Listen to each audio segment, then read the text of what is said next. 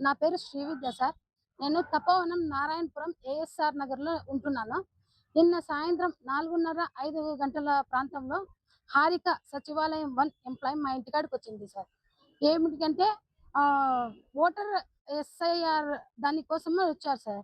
2002 నుంచి అది అప్లై చేయాలి అంటే, నేను 2002లో ఇక్కడ లేను కదా అమ్మ! ఎలా అప్లై చేయాలా అని అడిగాను సార్.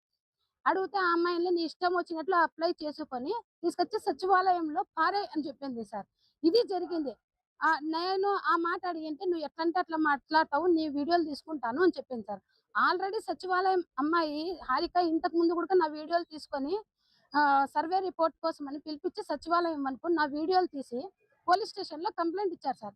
నా స్థలంలో సీసీ రోడ్డు వేసినారు. నా కాంపౌండ్‌లోనే పైప్ లైన్ వేశారు సార్. ఇవి తీసేయమని నేను ఎన్నో సార్లు అధికారుల చుట్టూ తిరిగాను. ఇంతకుముందు ఉండే సీఐ గారు రాజేంద్రనాథ్ యాదవ్ గారు యాక్షన్ తీసుకొని నా కాంపౌండ్‌లో ఉండే పైప్ లైన్ అయితే తొలగించారు సార్. సీసీ రోడ్డు సమస్య నాకు తెగలేదు, పరిష్కారం కాలేదు. కాకపోతే నిన్న ఆ అమ్మాయి వచ్చి నేను కొట్టినాను అని చెప్పి నా మీద అందరికి ఫోన్లు చేసి పిలిపిచ్చి మొత్తం నారాయణపురం ఏరియాలో ఉండే వాళ్ళను, సచివాలయం ఎంప్లాయీస్‌ను, వీఆర్‌ఓ వెంకటరామరెడ్డి సార్ కూడా వచ్చారు సార్. నువ్వు కొట్టినావని అంటున్నారు సార్. నేను కొట్టినట్లు ఎవిడెన్స్ చూపించండి అని అడుగుతున్నాను. ఈ ఇన్సిడెంట్ జరిగినప్పుడు నేను, హారిక అనే అమ్మాయి, మీసాల ప్రభాకర్ వాళ్ళ అబ్బాయి మాత్రమే ఉన్నాం సార్. ఎవ్వరూ లేరు. నేను కొట్టినా అంటున్నారు కదా! ఎక్కడ కొట్టినానో నాకు ఎవిడెన్స్ చూపించమనండి సార్. నేను అసలు ఆ అమ్మాయిని టచ్ చేయలేదు. నేను ఎక్కడన్నా ఉన్నా గట్టిగా మాట్లాడి నా సమస్య పరిష్కారం కోసం అధికారుల చుట్టూ తిరిగినాను, పోలీస్ స్టేషన్‌ల చుట్టూ తిరిగినాను కానీ, నేను ఎక్కడ ఇన్నేళ్లలో 15 ఏళ్ల నుంచి నేను నారాయణపురం పంచాయతీలో ఉంటున్నాను సార్. నేను ఎక్కడ మ్యాన్ హ్యాండ్లింగ్ జరిగింది లేదు. నేను చేసుకున్నదే లేదు. ఇదే జరిగింది సార్. నేను అసలు ఏం చేయకపోయినా నేను కొట్టినానని సచివాలయం ఎంప్లాయీస్‌ని అందరిని తీసుకొనొచ్చి ఈఓ సారు ఇంతకు ముందుండే ప్రవీణ్ బాబు గారు, ఇప్పుడుండే శ్రీధర్ రావు గారు నాకు 20 డేస్ నుంచి వాటర్ సప్లై కట్ చేశారు సార్. స్టోర్ డీలర్ ఆ అమ్మాయి పేరు మాధవి అంట సార్. ఆమె వచ్చి నన్ను ఆటో ఎక్కుతుంటే జుట్టు పట్టుకొని కొట్టింది. ఇది పోలీసులే సాక్ష్యం. నేను ఆ మాట అడిగితే పోలీసుల సాక్ష్యం చెల్లదు అంటున్నారు సీఐ గారు గాని, ఎస్ఐ మేడం ఏమన్నారు? "నీకు ఆల్రెడీ ఒకసారి ఫేవర్ చేశామమ్మా.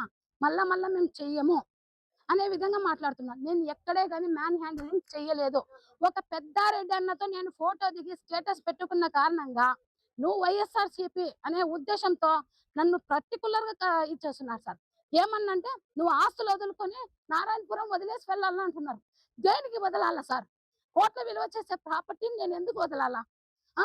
ఆ అమ్మాయి మాధవిను, స్టోర్ సత్యన్న వీళ్ళందరూ టార్గెట్ చేసుకొని మరీ నా మీద దాడికొచ్చినారు. అసలు మొత్తం ఏరియా నేను ఎక్కడే గాని నా తప్పు లేదు. వాళ్ళే వస్తున్నారు. వల్గర్ లాంగ్వేజ్ బట్టలు ఊడదీసి కొట్టి నాకు న్యూడ్ ఫోటోలు తీసి పెడతామని బెదిరిస్తున్నారు సార్. ఆ అమ్మాయి మాధవి అని స్టోర్ డీలర్ అనే అమ్మాయే చాలా వల్గర్‌గా ఆమెతో పాటు ఇంకా ఇద్దరున్నారు. ఎవరో నాకు తెలీదు. వాళ్ళ పేర్లు కానీ, వాళ్ళ ఫేసులు గాని చూడలే. నిన్న నైట్ వరకు ఈడే ఉన్నాం సార్ నేను. 11 వరకు ఇక్కడే కూర్చున్నా. వాళ్ళక్కడ బండ మీద కాసుకొని కూర్చున్నారు సార్ నా మీద దాడికి. ఆడే కూర్చుంటే మళ్ళా అతని పేరు రాము అని పోలీసు ఆయనని అడిగాను. సార్ ఆడే కూర్చున్నారు చూడండి సార్. నేను వెళ్తే కొడతానని కూర్చున్నారు ఆడ అని చెప్తే, ఆ అమ్మాయి పేరు కానీ తెలీదంటే, ఆ కానిస్టేబుల్ అన్ననే ఆ అమ్మాయి పేరు కూడా కనుక్కొని నాకు చెప్పారు. ఇంతవరకు నాకు వాళ్ళ పేర్లు కానీ, ఏమే కానీ తెలీదు. నేను వైఎస్ఆర్‌సీపీనే సార్. నేను కాదనడం లేదు. నేను ఓటేసేది వైఎస్ఆర్‌సీపీ. నేను రెడ్డికే ఓటేసుకుంటా. రాజకీయానికి నాకు ఏం సంబంధం సార్? హ్మ్.